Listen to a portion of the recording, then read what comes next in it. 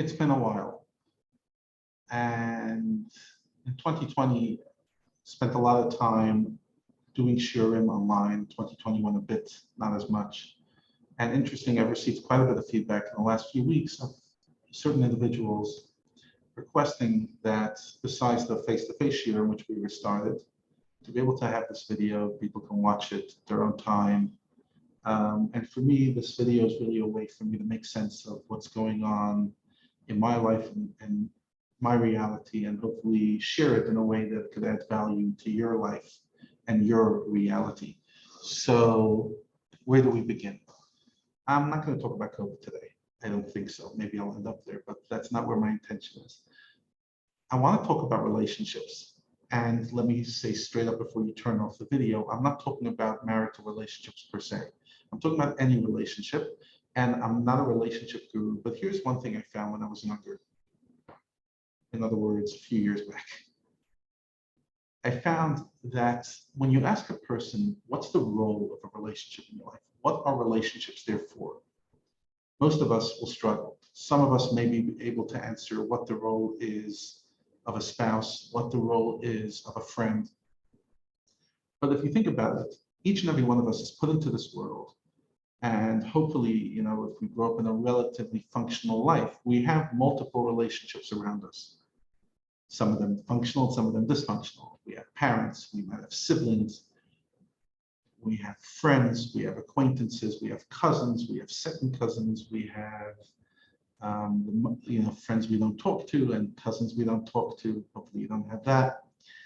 And as we mature, we go into various relationships, romantic relationships, more mature friendships, more mature relationships with our parents, eventually relationship with a child, relationship with a grandchild, etc. And if you think about it, a human being is literally navigating multiple relationships. And I think most of us, one of the things we struggle with is what role does each relationship play? What is the role of a parent to a child? What's the role of a sibling? What's the role of a cousin? What's the role of an in-law? What's the role? You think about it, for a person who doesn't naturally have emotional intelligence or social intelligence, you think how overloading relationships are. You know, a person just doesn't naturally get it.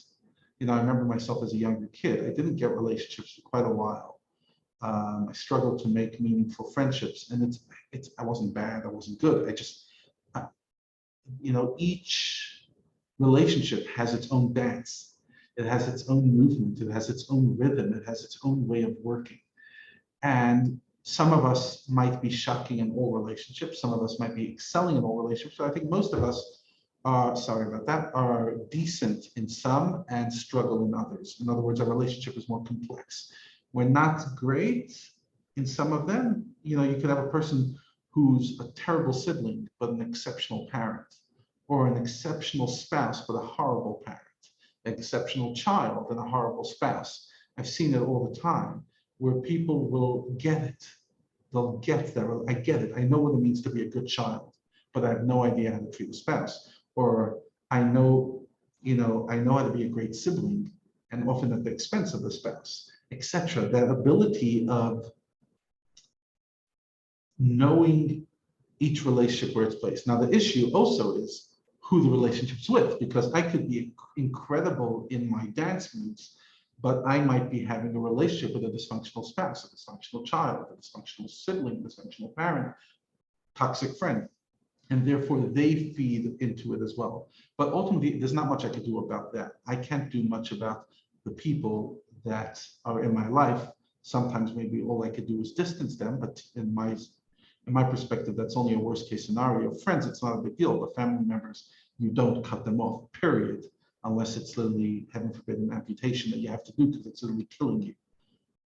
And unfortunately, even that, people will get the wrong understanding, because they'll sit there saying, yeah, it makes me uncomfortable, it's killing me. No, you need an objective person to come and actually say, this relationship's killing you, cut it off.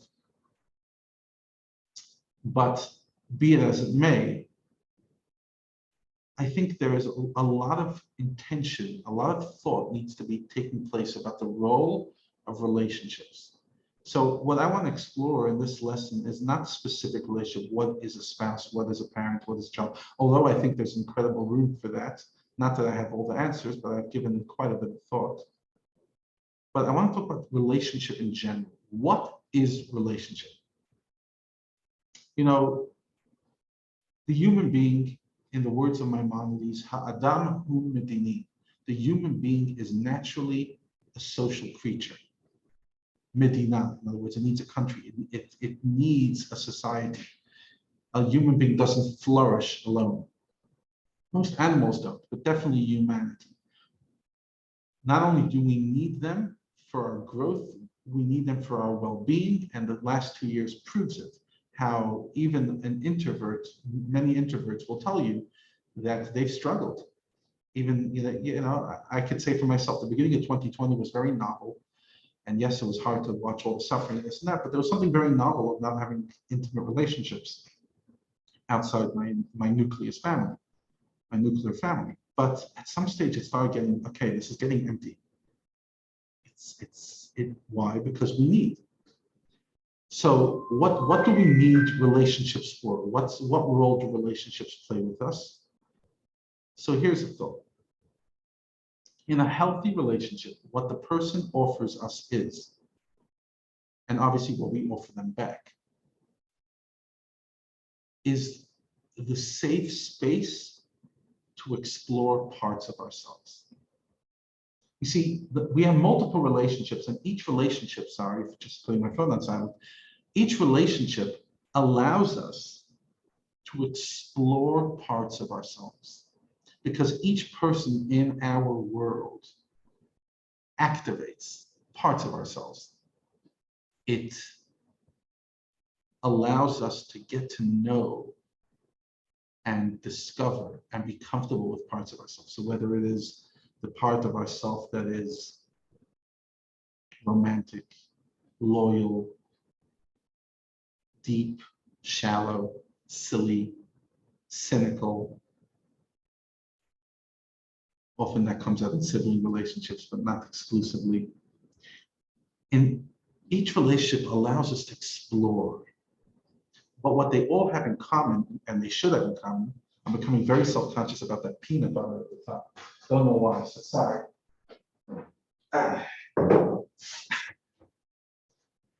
Now I'm going to block it, so I won't be self-conscious about it anymore. Why am I self-conscious about peanut butter? Gosh, Floyd would have an incredible field day with that. I'm not seeing Floyd anytime soon. What they all have in common is they enable you to be more of yourself. In a dysfunctional relationship, what they do is they make you less of yourself. And let me be clear again and again. I'm not only talking about what relationships what people offer you, it's what you can offer people. In other words, in this relationship, they should be offering you to be more of yourself, and you should be offering them to build people yourself. Some relationships, it's only one-way street. Some relationships, I have many relationships where I feel like I add value to people, but I don't feel I get much value out of them, but they're not hurting me, so it's fine. In other words, they're not depleting me, so it's maybe a paragraph. It's not here and not there. They're not taking anything away from me, and I don't feel like they're adding, but I could add value. So it's a different kind of relationship. It's more giving, it's rather than a give-and-take relationship. But in some relationships, one is giving and one's taking. That's very, very unhealthy, and especially when both are taking. When I mean taking, they're not taking from the other. They're making the other person feel less. The other person walks out of this relationship feeling depleted. The other person walks out of this relationship feeling like they cannot be their authentic self. Like there's parts of themselves that are being chopped off, that literally they're amputating parts of themselves when they're in this relationship. That's a dysfunctional relationship. That's not what a relationship ought to be. What a relationship is where certain parts, not all of yourself, there's no relationship, although people think that that's what marriage should offer. I don't believe it's possible. No relationship can offer you the ability to explore every part of yourself, because nobody is exactly like you. You might be an incredible artist and your spouse is not, and they won't really, they might encourage you in your art, but they'll never really be able to help you develop it. You'll need multiple people in your life to help you activate and actualize and appreciate different parts of yourself. That's not a lack in the relationship, in any specific relationship. It's the appreciation that Hashem put us in a world where we need multiple relationships to help us explore and celebrate our multiple selves, because we are multiple. Even if we're not bipolar, even if we're not, multiple personality disorder, we are multiple people. We have multiple parts. We have our divine parts. We have our animalistic parts. We have talents. We have dreams. We have aspirations. We have fantasies. We have beautiful parts, and we have dark parts, and we have cynical parts. As I said earlier, we are a composite. Ha'olam katan zeh ha'adam. The human being is a small miniature world. In other words, whatever you find in the universe, you can find in yourself. Just like the universe is, the globe is so diverse. It's so diverse. I mean, think of the animal kingdom to the human kingdom to the inanimate to vegetative and all the subcategories in those four, and then the galaxies, etc. Just think about the diversity of life in life. We all have that. We are so diverse. We have so much. But often what happens is we are in relationships by our choice, or just by the people we were born to, our parents, our siblings, our teachers, the system, the environment that we live in or that we choose to live in. They will highlight certain parts, they will celebrate certain parts, they won't celebrate other parts. And slowly but surely, we'll find that we don't belong. A lot of people will come and tell me that they went through the school system and it was great. Lucky them. And a lot of people, and I would say myself included, did not have a good school experience. And often the reason is because the school, and it's not to their discredit, that's what a school is, that's what the system is set up to be, and it is what it is. But that environment does not allow for an exploration of more than a few areas. And many of us as human beings, we feel that we're so much broader than just academics. And yes, I am recording this on the day that the matric results came out here in Joburg in South Africa. And I do wish congratulations to all those who've accomplished based on whatever capacity they, based on their natural talents in that area. If you accomplished, if you put in the work, mazel tov, congratulations. But at the same time, I'm fully aware that life is much bigger than academics and much bigger than sport and much more diverse than social status, etc. It's so diverse.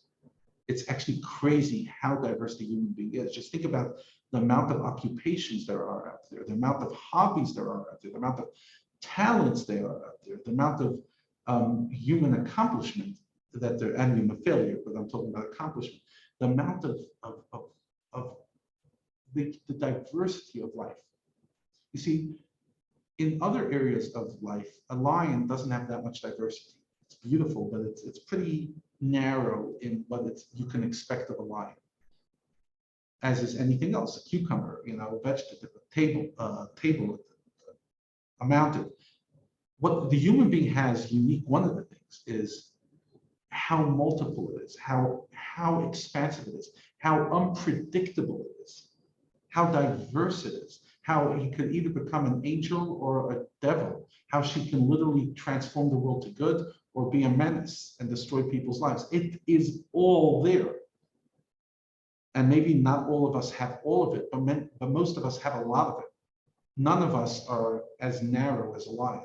We might think we are, we might convince ourselves, that's me, that's who I am. And then we put ourselves in a very narrow chamber. But the truth, let's be honest with ourselves, the truth be told, we are so diverse. And in a healthy relationships, the diversities are allowed to be explored. They are celebrated. They are put on a pedestal. And how do you know you're in a good relationship? When you can offer them and they can offer you the ability of at least one area of your life is enriched by them. That one friend that maybe you just go to book club with and enriches your reading and your analysis. The one friend that you go to dance with or play sport with and enriches that part of your life. But they're enriching That's how you know it's a valuable relationship. And that's how you know how to build a relationship. Because I want to take it to the next step now. I think I brought my point out. Let's say you have a sibling that it's not a great relationship. And I'm not talking about, he or she stole half the will and therefore you're never going to talk to each other again. Which, by the way, great point of reference. If you have money, figure it out before you die. That it doesn't cause those issues. But case closed on that one. A sibling that you don't engage with, they're not your style. How do you engage with them? When you have a child who's not your style, believe it or not, it's possible. You could love your child unconditionally, and the child is not your style. Whatever. If they weren't your child, you wouldn't hang around them in school. If you were growing up together, you're not the each other's type. When you think of going out to the bar and celebrating with the guys, that's not the person you want to take with you. And it's okay. You can love your child. That's fine. So what do you do to build a relationship? You find something, one thing that you can add value in their life. And even if you don't enjoy it, you can make yourself enjoy it because you love them. So for example, you might not be love watching sports, but for them it adds value and you connect to them because you decide what's a relationship. A relationship is I can add value. Now, the truth is, in a parent-child relationship, it's not so much that the child adds value back. That's one relationship that it doesn't have to be symbiotic. You didn't bring a child into the world to get value to you. Although we use the words, oh my God, I'm so proud. That's great. That's a side benefit. But not all your kids will give you nachas, and even the kids who give you nachas will not give it all the time. That's not what the relationship between a parent and a child is. The relationship with a parent and child is giving. So you ask yourself, where can I add value? Where do they want me to add value in their life? It could be something that I'm good at or something I'm not great at, and I have to make myself good at. But the moment you realize the relationship's about adding value, you sit there saying, yeah, they're not my type, but let me find something that we can engage in. And at that moment, they will appreciate me and they will bond with me because I have added value to them.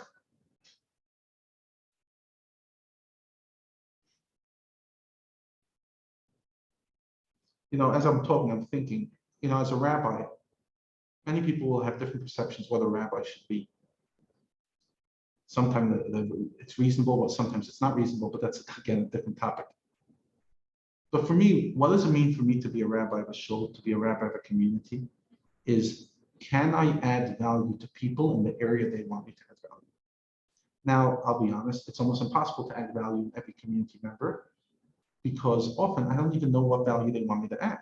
In other words, when a person is gracious enough to tell me and say, Rabbi, this is where I think you could add value in my life, then that gives me an opening that if I'm good at it, I'll try. And if I'm not good at it, I'll work on getting better on it so that I could add that value. In other words, sometimes a relationship, all it's waiting for is for one of them to be vulnerable enough and say, I want a relationship with you, but you have to tell me what I can give you. Or I want a relationship with you and this is what I need of you. Can you give it? This is what's going to enrich me. This is what's going to make me enjoy your presence with me more. Imagine you could turn to a spouse who you maybe don't have a great relationship with. You don't have the best marriage, and you could say, you know what, honey, we've been fighting and fighting and fighting. Right now, at this stage of my life, this is where I feel if you could give this to me, you can add value. People use the word love language. I don't know, I just find that way too cliche. This is where you could add value to me. If you can give me this and put a focus on that space, because that's what I need now. Maybe in 5 years' time, I'll need something else. Maybe tomorrow I'll need something else. But for today, for now, for this stage of our lives, I need you to be present, or I need you to develop some form of passion for what I do, or at least show an interest in what I do, even though you really, really never thought of doing ballet. Just kidding. In other words, if we can be vulnerable and tell the people who love us but don't know how to connect to us, I need you in this area. I need you to please add value here. If we can have that vulnerability, if we're able to tell that to people, you know what that is. It's the greatest opening. And here's my final point, because I'm a religious figure, so I have to put in religion. No, I don't have to. I think it's actually an incredible insight. That's exactly what Yiddishkeit is. God comes and tells us, I want a relationship with you. But you know what? I'm going to be so vulnerable that I will tell you how I want you to add value in my life. You see, if you put a mezuzah on your door, says God, you're adding value to me and to you, but you're adding value to me. Hashem is coming and saying, do it for me. Lubavitcher Rebbe used to say, to the Eibishter Tova, do the Eibishter a favor. Obviously not the way humans favor, but in other words, give it back to God. God's coming and saying, put on a mezuzah, put on tefillin, keep a kosher home. Don't eat milk and meat together. Whatever level or standard, it seems relevant. It's not levels. But what Hashem is coming and saying is, I will actually tell you what I want of you. I'm not just going to say, okay, I'm God, and I would like a relationship with you. Cheerios, have a good one. We love you. God bless. No, I want a relationship, and I'll tell you. That's why mitzvahs are not dogmatic. They're not thou shalt and thou shalt not. No, we get it so wrong. It's Hashem coming and saying, I want a relationship with you. And I'll tell you, here are multiple portals, 613 different ways. Whatever you're ready to connect with me, if you're ready to connect in 600 or 500 or 1, please, I want to have a relationship with you. Pick the one that you can add value right now and have that relationship with me.